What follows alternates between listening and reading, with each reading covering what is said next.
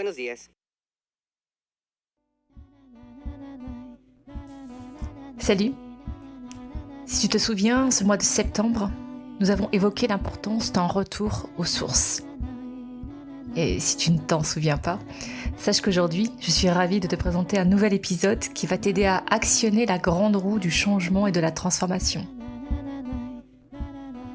Imagine-toi capable d'augmenter ta concentration, d'améliorer ta mémoire ou encore tes performances sportives, de mieux gérer certaines douleurs liées au stress. Dans le monde actuel où la course contre la montre semble inéluctable, nombre d'entre nous font face à des challenges, comme le stress chronique, la fatigue, ou encore des troubles comme l'obésité, l'insomnie. Cependant, une méthode existe et permet d'aborder ces problématiques de manière innovante. J'ai dit, une méthode, c'est plutôt un état. La cohérence cardiaque. Aujourd'hui, plongeons ensemble au cœur de cette pratique qui pourrait bien changer ton quotidien. Avant d'entrer dans le vif du sujet, j'aimerais te rappeler que ta participation active, tes commentaires, tes partages et tes likes sont cruciaux pour nous. Si cette saison t'inspire, si elle provoque des changements dans ta vie, alors n'hésite pas à le montrer en devenant un acteur actif de cette communauté. Et bien sûr, si tu n'es pas encore abonné, c'est le moment idéal pour le faire et ainsi ne rien manquer.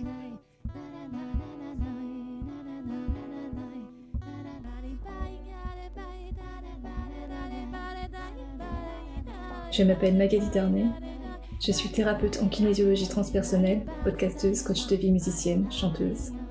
J'agis comme révélateur.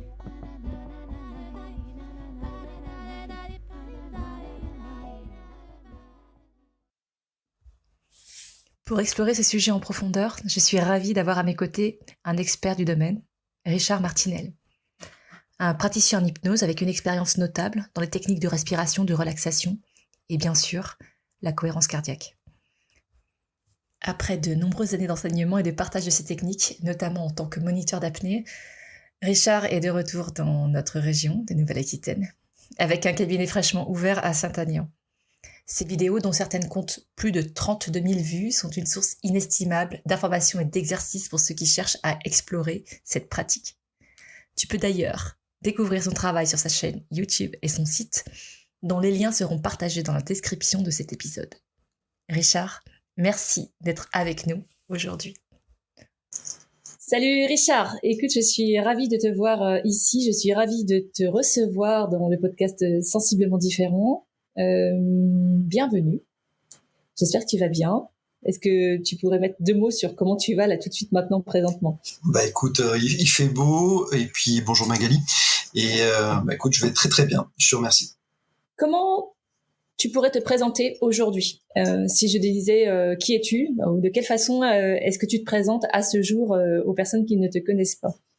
Je m'appelle Richard Martinel, j'ai 50 ans et depuis peu donc retraité militaire, passionné par les techniques de respiration notamment et de relaxation. J'ai entrepris notamment, pour ce qui nous intéresse au niveau du podcast depuis quelques années, de m'intéresser à la cohérence cardiaque. Mais en même temps, je pratique l'hypnose, l'auto-hypnose et d'autres techniques pour aider les gens à se libérer. En tout cas, c'est quelque chose qui est très important pour moi, de donner des outils pour faire en sorte que les gens se sentent mieux, se sentent vraiment libérés, aller rechercher les ressources qu'ils ont en eux pour pouvoir se libérer de leurs blessures et de leurs croyances. Et notamment les techniques de respiration sont très importantes pour moi, et notamment en tant que moniteur d'apnée. Je les utilise pour faire en sorte que les gens puissent faire des apnées beaucoup plus longues et de façon beaucoup plus agréable. La respiration, c'est vraiment un axe fort chez toi. J'ai quand même en mémoire quelques séances d'apnée où effectivement tu as cette façon et cet art d'amener les gens à aller au-delà de leurs limites en toute confiance. Qu'est-ce qui t'a amené, à ton avis, dans ton parcours via cette voie de la respiration, de tout ce qui va être lié justement à cet acte majeur et non conscient, mais qui peut être aussi libérateur? Très sincèrement, en fait, j'en sais rien. Ça m'est venu un peu comme l'eau. J'adore le milieu aquatique et la respiration, la ventilation. C'est quelque chose qu'on a depuis la naissance et qu'on a jusqu'au notre dernier jour de notre vie. Et je me suis rendu compte que, en fait, le fait de travailler sur quelque chose qu'on avait depuis si longtemps et de le proposer au niveau des personnes, notamment au niveau de l'apnée et d'autres personnes, tout d'un coup, ils se sentaient bien. Tu vois, par exemple, lorsque j'étais à Paris, je faisais des baptêmes une fois par mois en apnée. Notamment, je faisais faire à sec, donc en dehors de l'eau, une demi-heure d'exercice respiratoire. Donc la respiration abdominale, thoracique, la cohérence cardiaque et en même temps de l'hypnose. Avant, c'était même un côté plus sophrologique. Et sur la dernière séance avant le Covid, en fait, avant que les piscines ferment, j'ai eu 4 baptisés qui ont fait plus de 3 minutes dès la première fois. Donc, en faisant juste travailler le souffle, et puis après, il y avait ce côté d'auto-hypnose, puis très certainement, ils avaient confiance en eux. Donc, moi, ce que je trouve vraiment merveilleux, c'est de voir à quel point les gens arrivent à se libérer de leur tension, et notamment la respiration est quelque chose qu'on a à portée de main, et qui permet vraiment d'avoir des effets hyper bénéfiques. Je pense qu'on en parlera notamment par rapport à la cohérence cardiaque. Oui, justement, la cohérence cardiaque, c'est notre sujet principal, c'est ce pourquoi j'ai fait appel à toi. Comment est-ce que tu définirais cette pratique ? Alors, pour moi, c'est un état. Là, on parle d'être dans un état de cohérence cardiaque, qui est un état d'équilibre entre deux systèmes, donc qu'on appelle le parasympathique et l'orthosympathique du système nerveux autonome. Beaucoup de personnes l'appellent comme la respiration de cohérence cardiaque. C'est plus devenu une technique de respiration. Mais pour moi, c'est vraiment le côté de permettre au niveau des gens de se mettre dans un mode automatique. C'est-à-dire que, imagine que tu es dans la voiture en tant que passager et tu as quelqu'un qui est à côté qui n'arrête pas d'accélérer, freiner, accélérer, freiner. Tu vas faire un parcours et puis à la fin du parcours, tu vas te sentir complètement fatigué parce que tu as eu plein d'à-coups et c'était hyper fatigant. Et pour moi, être en cohérence cardiaque, c'est avoir un passager qui est en mode automatique, enfin un conducteur en mode automatique, comme dans une Tesla peut-être, et tu vas faire le même parcours, mais par contre, il y aura beaucoup plus d'anticipation au niveau du freinage, au niveau de l'accélération, ce sera beaucoup plus doux, beaucoup plus confortable, et du coup, tu vas te sentir bien. Et dans un monde où on est hyper stressé, d'avoir des moments où on pratique un outil qui permet de se sentir bien, et notamment au niveau de l'armée, la cohérence cardiaque fait partie des techniques d'optimisation de potentiel pour que des pilotes, des contrôleurs aériens, des soldats puissent en tout cas pouvoir récupérer et on va dire être beaucoup moins fatigués lors de leur mission. Donc c'est vraiment pour moi un état qu'on peut obtenir par le biais notamment de la respiration. Il y a d'autres moyens de pouvoir y arriver. Mais celui qui est le plus connu, notamment par la méthode 365 de David Weir, qui est un docteur, donc qui a proposé sa méthode, et je suis notamment sa formation, qui permet de pouvoir atteindre assez rapidement et assez facilement cet état. Est-ce que tu peux décrire de façon pratique en quoi ça consiste, la cohérence cardiaque ou la respiration qui peut permettre d'atteindre cet état ? Alors, ça va être simple. La méthode, c'est 6 respirations par minute. Voilà. Donc, c'est une respiration qui est beaucoup plus lente que la normale, puisqu'on est à peu près entre 13 et 20 respirations par minute. Donc, le principe est de faire 6 respirations par minute et d'être, si possible, aux alentours de 5 secondes pour inspirer, 5 secondes pour souffler. Ouais. Et en fait, après, tout ceci donc est dû à un phénomène qu'on appelle la variabilité cardiaque. Est-ce que tu en as entendu parler ? Bon. Je veux bien t'écouter. Ouais, le principe, c'est tout simplement entre chaque battement cardiaque, il y a un temps. Voilà, donc qui est ramené en nombre de battements par minute. On peut être à 60 battements par minute, 120 battements par minute. Et on s'est rendu compte que donc tout simplement notre corps reçoit des informations, notre cerveau reçoit des informations, et par rapport à ça, il va s'adapter pour faire en sorte d'être dans plusieurs situations. Donc se dire soit tout va bien, soit attention danger, on doit passer à l'action, on doit fuir. Et à ce moment-là, donc le rythme cardiaque va s'accélérer. Si on est stressé, le rythme cardiaque va s'accélérer. Et à partir du moment où le rythme cardiaque s'accélère, on va être dans ce qu'on appelle le côté donc du système nerveux, la partie sympathique, passer à l'action, dépense d'énergie. Voilà, alerte. On va sortir, on va dire, tous nos réserves énergétiques pour faire en sorte de pouvoir agir, fuir, courir ou quoi que ce soit. Et quand tout va bien, on est plus dans le côté ce qu'on appelle sympathique, le rythme cardiaque va diminuer aussi. Et on va être plus dans le repos, la récupération.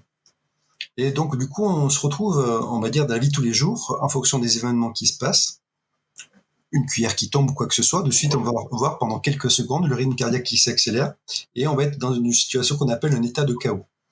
Et les gens qui sont hyper stressés sont dans un état de chaos, on va dire, très prononcé.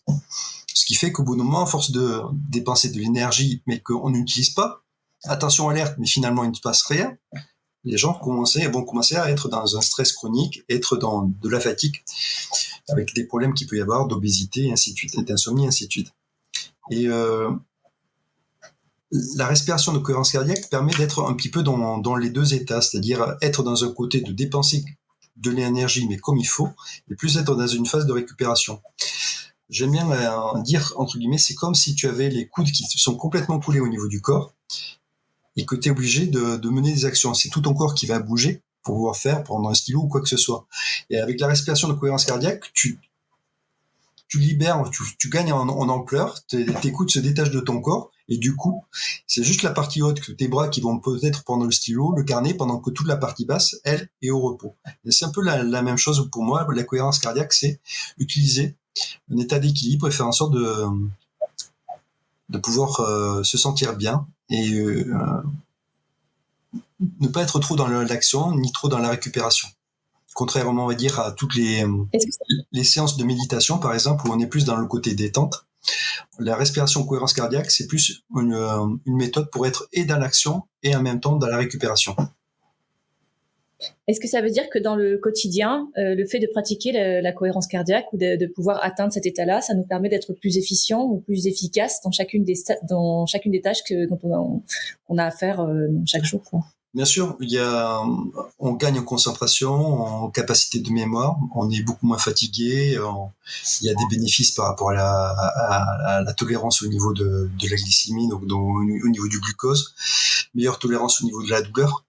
Il y a beaucoup de techniques qui permettent justement de pouvoir calmer un petit peu les problèmes de douleur, moins de douleur au niveau du ventre dû au stress notamment. Je discutais lors d'une dernière supervision avec le docteur Weir, même l'importance par rapport à des acouphènes qui sont liés au stress notamment et à d'autres choses, mais ça a plein d'effets effectivement bénéfiques au niveau de l'être humain, donc en étant beaucoup moins fatigué, en étant mieux concentré. C'est que du bonus, sachant que à partir du moment où tu maîtrises la technique de cohérence cardiaque, on sait que les bénéfices peuvent durer entre 3 et 5 heures. Sauf s'il y a des moments hyper stressants où là, il y a des techniques pour faire en sorte de reprendre la cohérence cardiaque et faire en sorte de pouvoir se remettre dans cet état de bien-être. Qu'est-ce que tu préconises, toi, dans la pratique quotidienne de la cohérence cardiaque pour atteindre cet état de façon le plus prolongée possible? Alors, la première chose, c'est déjà de se dire qu'à partir du moment où on fait de la respiration, donc, et quand on parle de respiration, on devrait plutôt dire de la ventilation. Je ne sais pas si tu te rappelles des cours apnées, je faisais vraiment la différence entre la ventilation et la respiration, puisqu'en apnée, on n'arrête pas la respiration, mais on arrête la ventilation. Donc, la respiration, c'est les échanges gazeux, mais on va dire, en général, on comprend très bien que de la respiration, on parle aussi de ventilation. Et le principe, en tout cas, c'est d'essayer au début d'avoir une respiration régulière. On parle, en tout cas, pour être dans un état de cohérence cardiaque, d'avoir une respiration, 5 secondes j'inspire et 5 secondes je souffle et de reprendre ça. Si c'est trop difficile pour certaines personnes, déjà, avoir une respiration 3-3 ou 4-4, 3 secondes j'inspire et 3 secondes je souffle, c'est très bien. On n'est pas obligé d'avoir une respiration ventrale, abdominale hyper importante au début. Déjà, si certaines personnes arrivent à garder ce rythme, c'est bien. L'essentiel aussi, en tout cas, c'est de faire l'exercice avec une position assise ou debout. Voilà. Pourquoi ? Parce qu'en fait, dans la variabilité cardiaque, il y a un phénomène qui se passe, et lorsque tu inspires, le rythme cardiaque accélère, et lorsque tu souffles, le rythme cardiaque diminue. En fait, il y a une question de compression au niveau de l'aorte qui fait que le rythme cardiaque s'accélère normalement. Et lorsque donc tu prends le temps de souffler, il y a une décompression et du coup, le rythme cardiaque diminue. Et c'est pour ça qu'il y a d'autres techniques de respiration où on dit souvent que le temps d'expiration doit être le double du temps d'inspiration. Pourquoi ? Parce que on favorise la baisse du rythme cardiaque. Qui dit baisse du rythme cardiaque dit situation de détente, de repos, de récupération. Donc, au début, en tout cas, ce qu'il y a de bien, c'est de faire cet exercice. Alors, en moment, on disait de le faire donc sur 3 minutes. On s'est rendu compte que c'était pas suffisant et que c'était bien de le faire entre 5 et 10 minutes. C'est pour ça que le Dr Ware a proposé la méthode de 3-6-5. Donc, 6 respirations par minute, donc pendant 5 minutes. Et après, le 3, c'est normalement à faire 3 fois par jour. C'est-à-dire le matin en te levant avant le petit déjeuner, avant midi, et après en fin de journée, justement le goûter par exemple. Et à cela, on peut ajouter éventuellement le soir avant de se coucher. Il faut savoir que déjà, ce qu'il y a de bien, c'est que on s'accorde un moment pour soi, 5 minutes pour soi. Alors, il y a beaucoup de personnes qui me disent « Ouais, mais j'ai pas le temps, je suis débordé. » Par contre, si on regardait sur leur téléphone le temps qu'ils ont passé à regarder les vidéos sur Facebook, YouTube et ainsi de suite, je pense qu'on est largement au-dessus d'une heure, même voire de 2 heures au niveau de certaines personnes. Donc là, c'est le côté déjà, quelles que soient les techniques de respiration et de relaxation, le fait qu'on s'accorde 5 minutes pour soi, c'est cool. Et en même temps, si on y met l'intention et qu'on porte son attention sur sa respiration, si on met l'intention de se dire là, je m'accorde un moment pour moi, pour me sentir bien, ben, c'est tout bonus par rapport à ça. Après, il y a ce côté où la cohérence cardiaque, c'est un peu, quand on était dans un état de cohérence cardiaque, c'est comme si on était dans une sorte de vague régulière qui monte et qui descend. Et cet état-là, on peut l'obtenir que, on va dire, par le biais de la respiration, que par le biais d'un capteur, notamment pour savoir si on est vraiment dans cet état de cohérence cardiaque. C'est-à-dire que j'ai un capteur, notamment, c'est pour ça que je suis une formation de praticien en cohérence cardiaque, c'est pour pouvoir analyser la respiration des personnes, en tout cas que ce soit les apnistes ou d'autres personnes que j'ai vues, et de voir s'ils sont vraiment dans un état de cohérence cardiaque. Et tu vois, par exemple, je me rappelle d'un apniste qui me disait « Ouais, je pratique la cohérence cardiaque, c'est super bien. » Et la respiration 5-5, 5 secondes j'inspire, 5 secondes j'expire, ça va à peu près pour les 2/3 des gens qui pratiquent la technique de respiration. Et pour d'autres, il y a un petit changement à faire. C'est-à-dire peut-être être dans une respiration où l'expiration va être un peu plus importante que l'inspiration. Après, tu as des gens qui sont habitués à la respiration pranayama et autres. Il va falloir un petit peu jongler avec ça, et c'est le capteur qui permet de se rendre compte si les personnes doivent avoir une respiration. Par exemple, j'ai un apniste, au lieu de passer du 5-5, on est passé sur du 4,5, 5,5. 4 secondes et demie, j'inspire, 5 secondes et demie, j'expire, et 15 jours ou 3 semaines plus tard, il a fait une compétition, il a amélioré, je crois, entre 20 et 30 secondes son apnée, c'est-à-dire qu'il a approché des 6 minutes, alors qu'il était à 5 minutes et quelques. Est-ce que c'était dû... Ça veut dire qu'en fait... Oui. Ouais. Ça veut dire en fait que pour chaque personne, finalement, il y a une optimisation de cette recherche de cohérence cardiaque et de ventilation pour pouvoir vraiment coller à la structure ou en tout cas la personne elle-même. Est-ce que c'est quelque chose qui est évolutif dans le temps ? Ça veut dire, est-ce que si tu définis par exemple ce qui est optimal pour toi aujourd'hui, ça peut évoluer au bout de quelques temps, d'années, etc. Ou est-ce que ça reste stable en fonction de chaque personne ? Ça, c'est ma première question. Alors, et la deuxième question, c'est comment est-ce qu'on fait pour savoir quel est le type de ventilation qui est optimal pour soi ? Alors, on n'a pas assez de recul pour savoir par rapport à la cohérence cardiaque au niveau des études, pour savoir comment ça se passe avec le temps. On sait que la variabilité cardiaque diminue, la fréquence cardiaque diminue avec l'âge de 3%, ce qui fait que petit à petit, on a un rythme cardiaque qui est beaucoup plus bas. On a beaucoup d'études sur la variabilité cardiaque, c'est-à-dire sur ces phénomènes où le rythme cardiaque augmente à l'inspiration et diminue à l'expiration. Mais ensuite, il y a l'Institut HeartMath, qui est un institut américain qui a fait beaucoup d'études sur la cohérence cardiaque, mais à l'heure actuelle, par rapport à la population, par rapport à l'âge, par rapport, on va dire, à leur état, il y a tellement de facteurs qui font que un rythme cardiaque peut changer. Voilà, quand tu es stressé, tu as un rythme cardiaque qui s'accélère, on n'a pas assez d'études pour l'instant et de recul pour savoir comment ça se passe. Le côté positif, et notamment ça faisait partie des dernières interventions que j'avais vues du Dr Weir, c'est qu'on a de plus en plus de montres connectées. Et là, il y a des millions, on va dire, d'informations qui remontent au niveau central pour savoir comment marche cette variabilité de fréquence cardiaque et comment ça se passe pour les gens lorsqu'ils font l'exercice de respiration en cohérence cardiaque sur le rythme de 5-5. Parce qu'après, il y a ce côté, la subtilité du 5,5 ou du 4-6 et ainsi de suite, qui n'est pas encore, on va dire, rentré dans les mœurs. Donc les choses sont en train d'évoluer, notamment par le biais de tous ces capteurs que l'on a, donc notamment au niveau des montres. Concernant après, pour savoir si tu veux vraiment être dans cet état de cohérence cardiaque par la respiration et de savoir comment il marche, il faut que tu ailles voir quelqu'un qui a un capteur et qui permet de pouvoir le mesurer et de te le montrer. Donc c'est notamment, c'est pour ça que j'ai suivi la formation, pour faire en sorte de pouvoir montrer au niveau des gens entre les premières respirations et puis au bout de 15 jours, 3 semaines, lorsqu'on les revoit, de voir déjà les progrès qu'ils font. Et après, ce qui est amusant à voir, c'est que notamment, je me rappelle au salon de la plongée l'an dernier, ou il y a 2 ans, c'était il y a 2 ans, j'avais un instructeur régional en apnée qui s'appelle Philippe Valentin, qui me disait « Est-ce que tu pratiques la cohérence cardiaque? C'est vraiment un outil génial. » Et je dis « Oui. » Et je dis « Mais t'as un capteur ?» Il me dit « Un capteur ?» Ben oui, pour voir la cohérence cardiaque. Et je montre quelqu'un que j'avais eu, et j'avais relevé donc et enregistré sur mon téléphone donc la séance.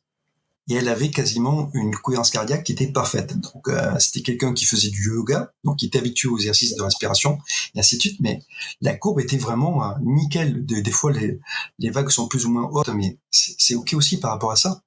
Et après, il montrait ça aux autres, en disant « Ah, t'as vu où on trouve cet outil ?» ainsi de suite. Et je disais, c'est bien de voir effectivement que des personnes progressent, que même des gens qui ont fait du yoga et des techniques de respiration, d'autres techniques de respiration peuvent atteindre facilement la cohérence cardiaque. J'ai eu des gens qui n'ont eu aucune séance, qui ont suivi mes séances vidéo, notamment sur YouTube. Et quand j'ai mis la première fois le capteur, c'était quasiment parfait. Et je leur ai dit, mais tu as fait des exercices? Non, j'ai appris que voilà, il faut respirer par le ventre, qu'il fallait être en position assise, les jambes décroisées, le dos bien droit. Et puis voilà, j'ai suivi tes vidéos, il y avait le son binaural qui m'a aidé à lâcher prise, et puis voilà, je me sentais bien, c'est super. Et là, le capteur me montrait qu'effectivement, le résultat était bon. D'accord, donc ça veut dire qu'il ne faut pas forcément avoir une pratique de méditation ou autre pour arriver en fait à atteindre cet état. En fait, même des personnes qui n'auraient pas forcément utilisé la respiration d'une quelconque façon peuvent l'atteindre. L'état de cohérence, super intéressant. Ouais, l'état de cohérence cardiaque, en fait, on a discuté, est-ce qu'il fallait avoir une respiration abdominale optimale, et ainsi de suite. Et la réponse était du Dr Weir était non.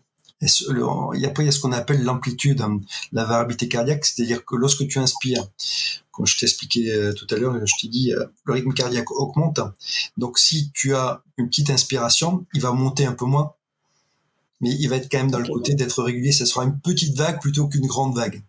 Sachant qu'il y a aussi l'âge, donc puisqu'un jeune aura, on va dire, des vagues beaucoup plus hautes, beaucoup plus rapprochées, on va dire, qu'un adulte. Mais ça, c'est tout à fait normal. Donc, c'est vraiment un outil qui est gratuit. La seule chose qu'il y a, l'inconvénient qu'il y a, c'est qu'il faut le pratiquer régulièrement. Donc, il y a des personnes qui, en tout cas, fumer 10 cigarettes par jour, ça pose pas de problème. Ça va prendre aussi 5-10 minutes de faire sa pause clope. Et faut pas oublier que dans le fait de fumer, on prend le temps d'expirer, après on prend le temps de souffler. Et là aussi, on va travailler le souffle, sauf qu'en même temps, il y a un côté nocif. En fait, tu dis que ça peut être contraignant, mais c'est un réapprentissage de la priorisation du temps ou de la ritualisation de certains moments dans notre journée. En fait, c'est juste une réorganisation. Donc, je te remercie pour ces conseils. Je souhaiterais te demander si justement, tu parlais de vidéos YouTube, où est-ce qu'on peut te trouver sur YouTube pour pouvoir commencer à s'entraîner si on se dit, tiens, ça y est, j'ai une prise de conscience, j'ai envie d'essayer ça. Où est-ce qu'on peut te trouver facilement? sur YouTube, tu recherches à Richard Martinel et tu trouveras toutes les vidéos. Alors, il y a des vidéos sur l'apnée, mais il y a aussi beaucoup de vidéos sur des techniques de respiration, et notamment la cohérence cardiaque. Ok. Moi, je dois avouer en aparté que j'ai utilisé tes vidéos avec des enfants, puisque c'est des exercices qu'on faisait, en tout cas, avec des gamins de 11 à 13 ans, et c'est vrai que ça fonctionnait super bien, et c'était vraiment pour moi quelque chose qui était suffisamment clair, ludique et entraînant pour que même des enfants puissent se laisser porter, quoi. Donc ça fonctionnait sur tout type d'âge. Il n'y avait pas besoin forcément d'avoir un gros entraînement en amont pour pouvoir le faire. Juste prendre le temps de le faire.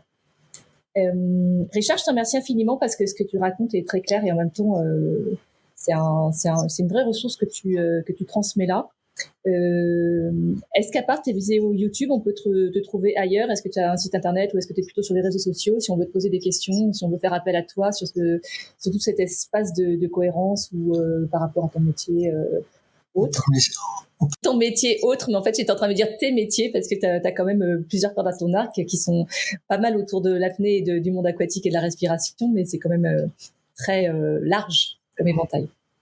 Donc, pour l'instant, on peut me laisser des messages sur YouTube où il y a des gens qui me demandent, on va dire, des conseils par le biais de Facebook en faisant Richard Martinel et en m'envoyant des messages. Je prépare aussi des ateliers pour la gestion du stress et du sommeil, puisque c'est vraiment quelque chose qui me tient à cœur. Et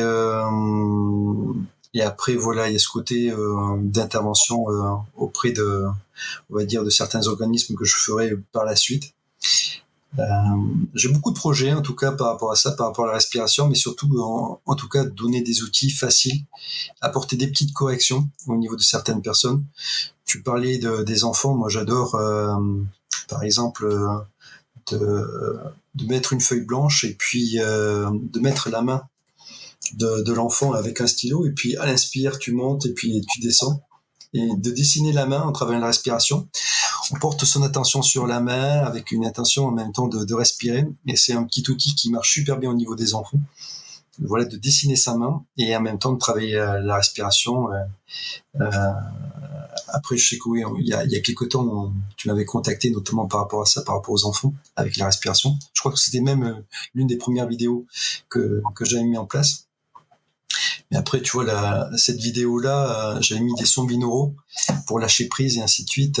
J'avais mis beaucoup d'outils là-dessus, même il y a certains moments qui n'étaient pas guidés, parce que l'objectif, au bout d'un moment, c'est de plus suivre de guide pour faire en sorte que juste je respire et je me mets dans un état de bien-être et de cohérence cardiaque. Ça, c'est très important. Donc, juste par rapport à ça, donc vraiment les recommandations importantes, c'est pratiquer la respiration régulièrement, mais que ce soit la cohérence cardiaque ou d'autres techniques de respiration que vous avez appris, il y a des techniques où on augmente le temps d'expiration. En sophrologie, on va parler de la méthode 4-4-6-2, donc avec des temps de blocage de la respiration, poumon plein, poumon vide. Pratiquer l'exercice, même de la marche afghane, je sais pas si tu te rappelles, ou en marche en travaillant la respiration. Accordez-vous du temps pour vous et en respirant, en travaillant sur quelque chose qui est vraiment gratuit, de le faire en dehors des repas, c'est-à-dire attendez au moins 2 heures avant de faire ces exercices de respiration, ou si vous en avez besoin, ne forcez pas. Ça, c'est très important, puisqu'on est dans une phase de digestion. Donc, c'est ce qu'on appelle plus le mode parasympathique. Donc, le but n'est pas de changer les ordres au niveau des consignes, au niveau du corps. Et faites-vous plaisir.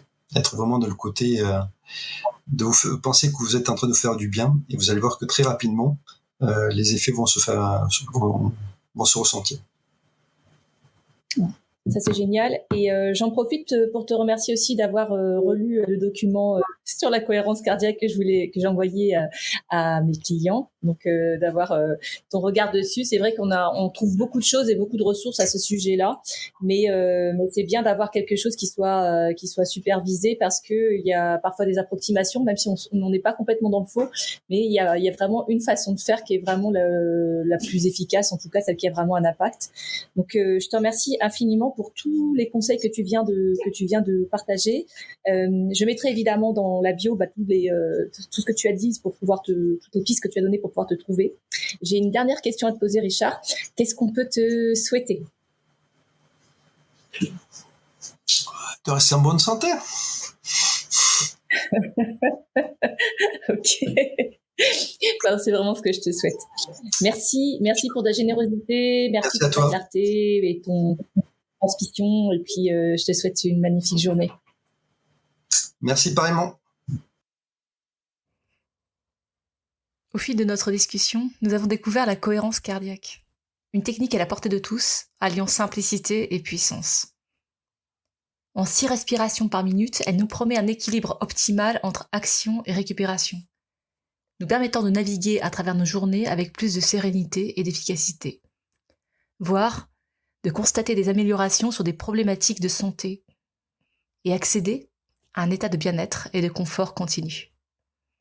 En pratique, assure-toi d'être en position assise avec une posture droite, les pieds doivent être à plat sur le sol, les jambes décroisées et le dos bien droit pour permettre une respiration optimale. Adopte une cadence régulière avec un rythme courant de 5 secondes pour l'inspiration et 5 secondes pour l'expiration. Si tu trouves cela difficile au début, des rythmes alternatifs comme 3-3 ou 4-4 peuvent être utilisés. Selon la méthode 3-6-5, essaie de pratiquer 6 respirations par minute, chaque session durant 5 minutes. Le 3, c'est pour réaliser ces sessions 3 fois par jour, le matin, le midi et en fin de journée. Pendant ces moments de pratique, concentre-toi entièrement sur ta respiration. Prends ce temps pour toi, avec la conscience d'accorder un moment de bien-être à ton corps et à ton mental. La cohérence cardiaque est une technique qui gagne en efficacité avec la pratique régulière. Essaie d'intégrer cette routine à ton quotidien et ajuste en fonction de ton emploi du temps et de tes besoins. La semaine prochaine, on change de mois et donc de thématique pour aller explorer le vaste univers des émotions. Abonne-toi à ce podcast que tu peux trouver sur toutes les plateformes pour ne rien manquer et participer à cette aventure extraordinaire, la tienne. Tu peux choisir d'être simple auditeur ou de devenir acteur. Alors n'hésite pas. Commente, like, partage.